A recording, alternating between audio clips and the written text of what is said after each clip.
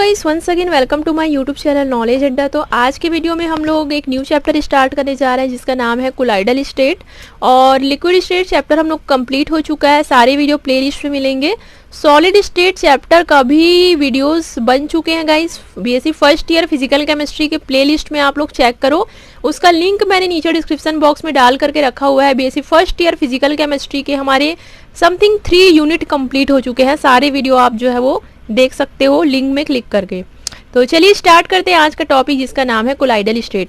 तो आज के वीडियो में हमारा केवल इंट्रोडक्शन वाला पार्ट होगा। हम लोग काफी सारे टर्म्स यहाँ पर देखने वाले हैं जो कि इस पूरे यूनिट में काम आने वाले हैं। जैसे कि एग्जांपल के लिए कोलाइड क्या होते हैं, तो इसका डेफिनेशन देखिए, वे पदार्थ जिनके जलीय विलयन जैविक झिल्ली मतलब जो बायोलॉजिकल मेम्ब्रेन होता है उसमें से विसरित नहीं होते हैं, डिफ्यूज नहीं होते हैं या बहुत मंद गति से विसरित होते हैं, कोलाइड कहलाते हैं।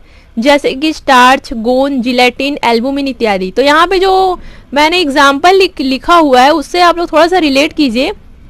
आप गोंद को इमेजिन कीजिए, जो ग्लू जिससे आप लोग कॉपी वगैरह चिपकाते हो, तो जो ग्लू टाइप के जो कंसिस्टेंसी वाली जो भी पदार्थ होते हैं वो हमारे कोलाइड कहलाते हैं। अब जैसे मान लो ग्लू को अगर आप मेम्ब्रेन में होकर के गुजारोगे, जो भी जैविक झिल्ली है उनसे होकर के गुजारोगे, तो वो आसानी से गोंद नहीं गुजरेंगे। अगर हम लोग पानी को गुजारेंगे या फिर मतलब जो भी लिक्विड है उसे गुजारेंगे तो आसानी से गुजर जाएंगे।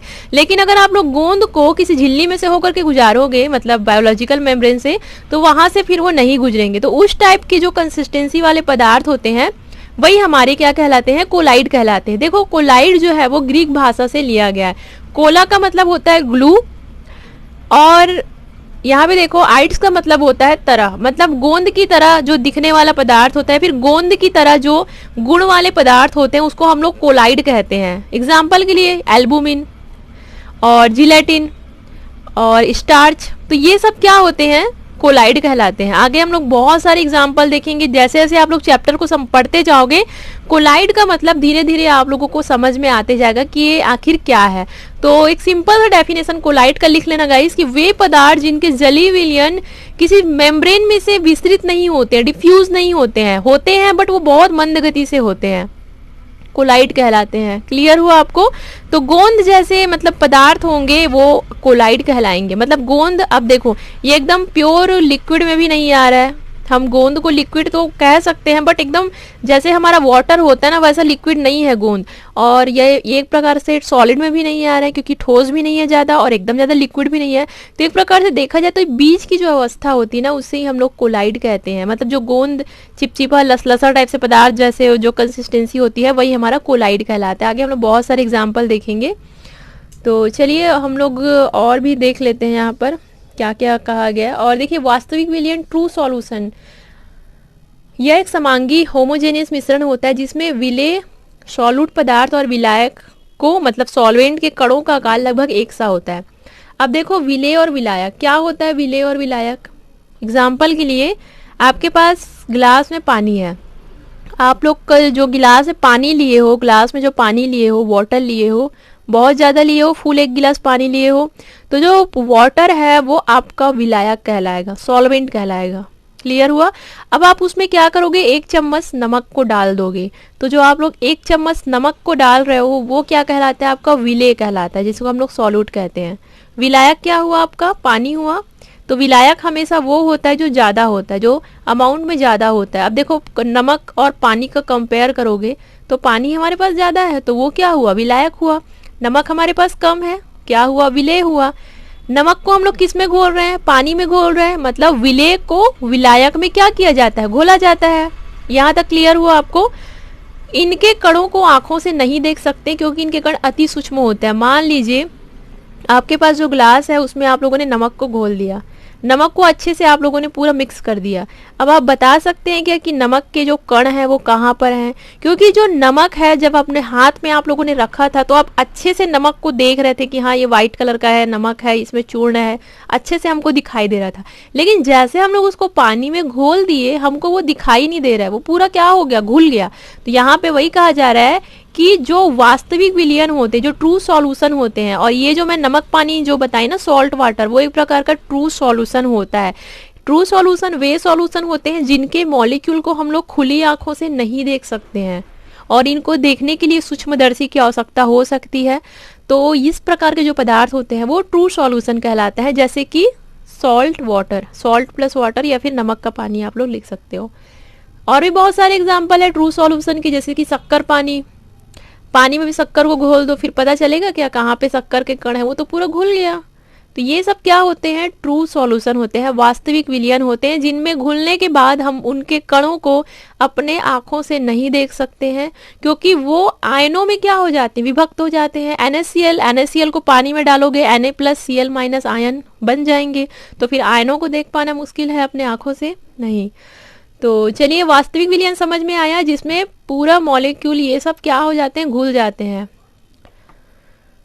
तो यहाँ पे देखो एक टर्म और यूज हुआ है कि विलेय और विलायकों का आकार लगभग एक सा हो जाता है। पानी के जो मॉलिक्यूल है, वाटर के जो मॉलिक्यूल है, और आपने नमक को घोलने के बाद जो उसके मॉलिक्यूल है, वो लगभग उनका साइज बिल्कुल एक जैसे हो गया। ऐसे नहीं कि पानी नमक घुलने के बाद नमक बड़े बड़े आकार में हमको दिखाई दे रहा है, ऐसा नहीं हो रहा है। तो ये क्या कहलाते हैं, ट्रू सॉल्यूशन कहलाते हैं। समझ में आएगा इस आप लोगों को।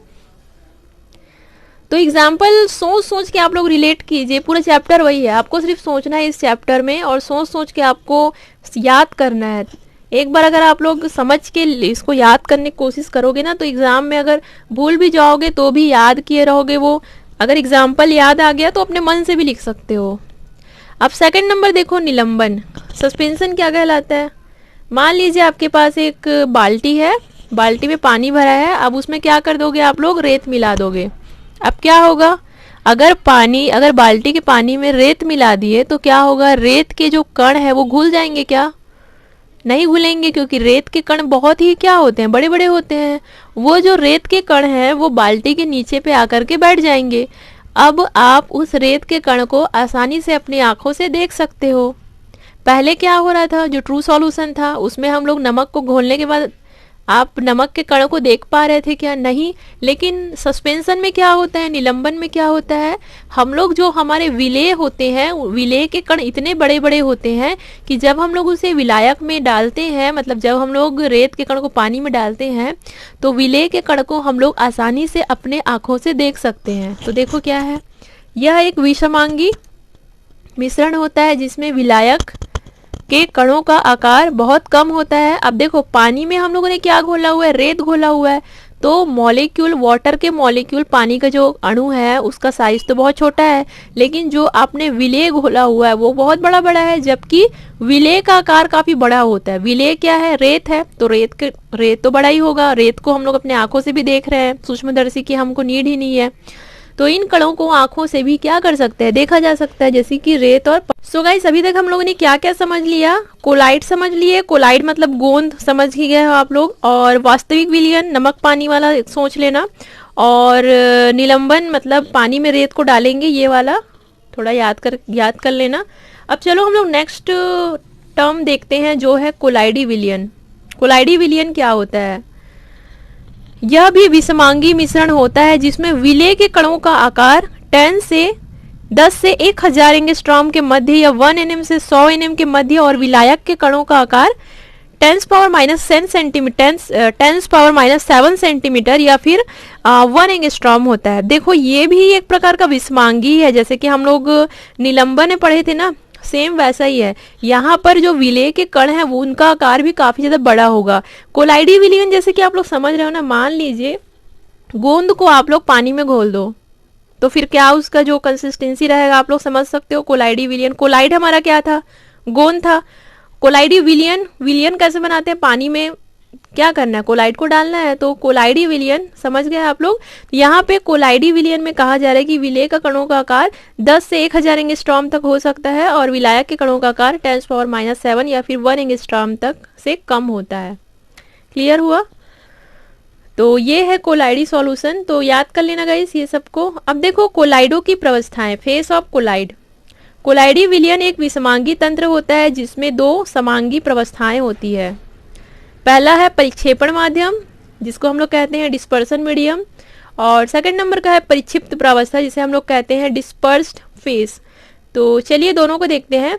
तो देखो इसमें क्या कहा जा रहा है, जो कोलाइड होते हैं उनकी कोलाइडो की भी जो है वो प्रवस्थाएं होती है, दो प्रकार की प्रवस्थाएं होती है, क्योंकि एक प्रकार का विषमांगी तंत्र है तो इसमें जो है वो दो प्रवस्था होता है, पहला परिक्षेपण माध्यम और दूसरा परिक्षिप्त प्रवस्था।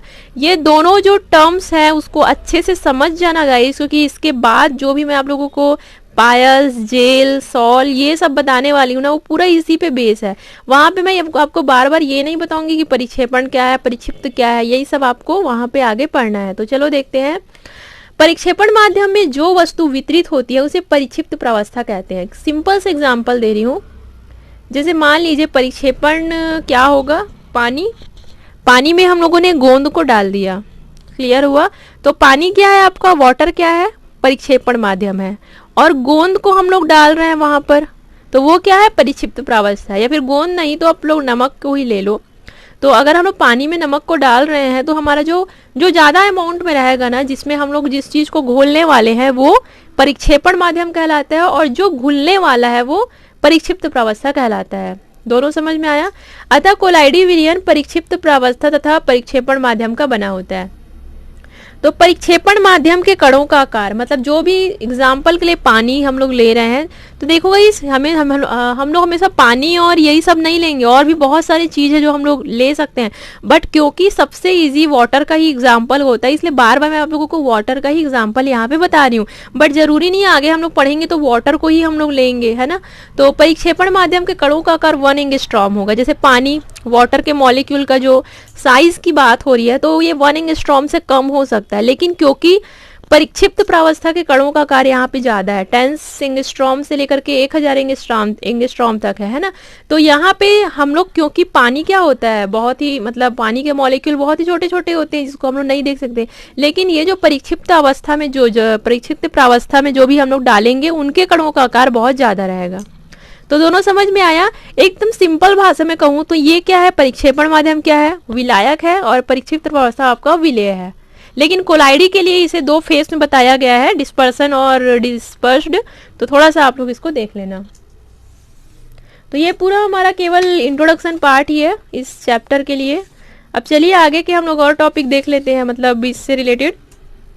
कोलाइडी निकाय की मुख्य विशेषता। अब जो भी हम लोग कोलाइडी सिस्टम देखे हुए हैं उनका हम लोग यहाँ पर कैरेक्टर देखेंगे क्या क्या होता है। तो जो चीज़ मैं अब तक आप लोगों को बताते आ रही हूँ वही सब चीज़ को आपको यहाँ पर लिखना है। क्या क्या देखो, कोलाइडी निकाय एक विषमांगी तंत्र है, मतलब ये एक प्रकार का हेट्रोजेनस सिस्टम होता है जिसमें दो प्रावस्थाएं, दो फेस होते हैं, पहला परिक्षिप्त प्रावस्था और दूसरा परिक्षेपण माध्यम। दूसरा देखो, कोलाइडी कण पार्चमेंट झिल्ली से आर पार नहीं निकल पाते हैं। वो तो हमको पता ही है कि जो कोलाइडी कण होते हैं वो मेम्ब्रेन से आर पार नहीं हो पाते।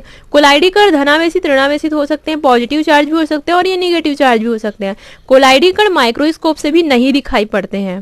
क्लियर हुआ। कोलाइडी के कण को हम लोग माइक्रोस्कोप से नहीं देख सकते हैं, लेकिन निलंबन के कणों को हम लोग खुली आंखों से भी देख सकते हैं। तो ये सब है गाइस, जिसकी मतलब ये एक प्रकार का इंट्रोडक्शन ही है। नेक्स्ट जो हमारा टॉपिक होगा, मैं आप लोगों को इसका क्लासिफिकेशन बताऊंगी, इनका वर्गीकरण, वो भी आप लोग अच्छे से देख लेना, इनका जो भी क्लासिफिकेशन वगैरह है। क्लियर होगा इस आज का टॉपिक। कोई भी डाउट हो आप नीचे कमेंट कर सकते हो गाइस, और जो भी मैं एग्जाम्पल बताई हूँ उसको रिलेट करके ही पढ़ना, तभी ये चैप्टर अच्छे से समझ में आएगा। And thank you so much guys for watching.